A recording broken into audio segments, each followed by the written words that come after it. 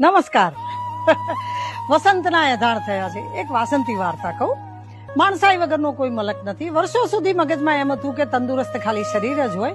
પછી સમજાયું કે ના, તંદુરસ્ત મન અને તંદુરસ્ત સમાજ પણ હોય. ટપાલ પેટીના જમાનાની વાત છે. એક દીકરો, ટપાલ પેટી ઊંચી હોય એટલે 10-12 વર્ષનો દીકરો ઊંચો થાય ટપાલ નાખવા મથે, ઊંચો થાય ટપાલ નાખવા મથે, પહોંચાય નહીં. એક સજ્જન બાજુમાંથી જતા હતા. ટપાલ હાથમાંથી લઈને કે લાય હું નાખી આપું. જેવી ટપાલ હાથમાં લીધી એવું અંદર લખ્યું હતું, ભગવાન તું દયાળુ હોય તો દિવસોથી મેં અને મારી બીમાર માએ કશું ખાધું નથી, અમારા ઘરે જમવાનું મોકલજે. ક્ષણમાં સજ્જન કે છે તે એમાં તારું સરનામું નથી લખ્યું, ભગવાન ખાવાનું ક્યાં મોકલશે?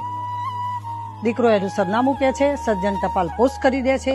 એ પછી વર્ષો સુધી રાત્રે એ દીકરો પુખ્ત થાય ત્યાં સુધી એના ઘરે રાત્રે જમવાનું મૂકે છે. 2 હાથથી થાય છે તે જ સત્કર્મ છે. કૃષ્ણ પ્રભુ હતા તો પણ ગંગાજળ કે ગળથુથી મળ્યું નથી. હીરા પારખું બનીએ એના કરતા પીળા પારખું બનીએ એની આજે સમાજને બહુ જરૂર છે.